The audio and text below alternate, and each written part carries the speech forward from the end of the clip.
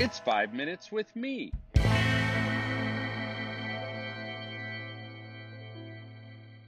I grew up in church, mostly good kid and all.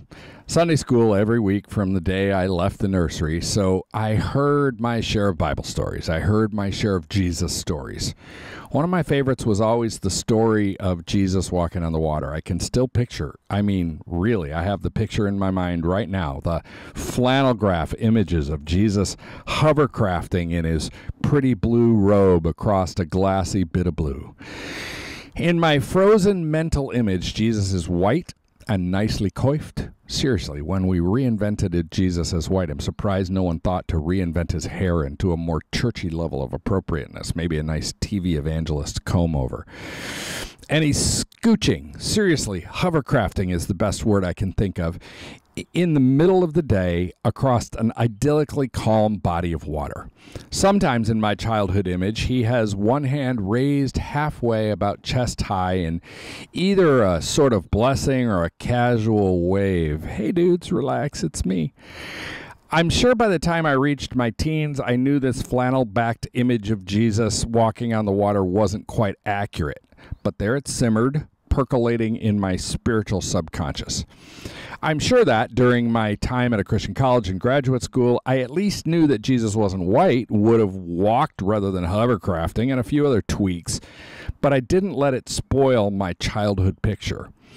I'm even sure that after years of being a youth worker and telling this story, I knew that there were more inaccuracies, like the status of the water. I clearly remember a retreat speaker I'd hired doing the single worst rap I'd ever heard in my life about how the boat was buffeted by the waves. He kept going, buffeted, buffeted. Seriously cringe. But I allowed my childhood image to exist, encased behind psychic plexiglass in the museum of my mind. I remember the experience more than the time and place, finally realizing well into adulthood and professional Christianing that the text clearly says the whole water walking thing took place in the middle of the night, on a stormy night at that. Of course, that would make a boring flannel graph since you wouldn't be able to see anything.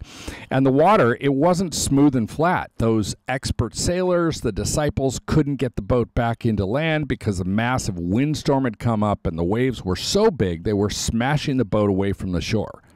Buffeted. This is the water Jesus walked on. So much for hovercrafting. Now I have to picture the real, dark-skinned, Middle Eastern Jesus climbing his way through the peaks and troughs of a wild sea storm. His clothing would have been drenched from spray. His hair would have been blown all over the place. Where's a good hair tie when you need one? And now the scene looks more like a pitch black episode of extreme bouldering on water, or like an X Games at night skating competition with Jesus grinding down the rail of one wave, hopping to the next, and dropping down into a trough to set up for his next trick. And the psychic plexiglass around my childhood image is finally smashed. And now I can begin the reconstructive task of observing the real Jesus. On a much bigger scale and with lots more stories, this is part of our youth ministry task, smashing the psychic plexiglass, encasing teenagers' false images and ideas of Jesus, whether they grew up hearing Jesus stories in church or not. It's a noble work of deconstruction and reconstruction. Some might even say reimagining.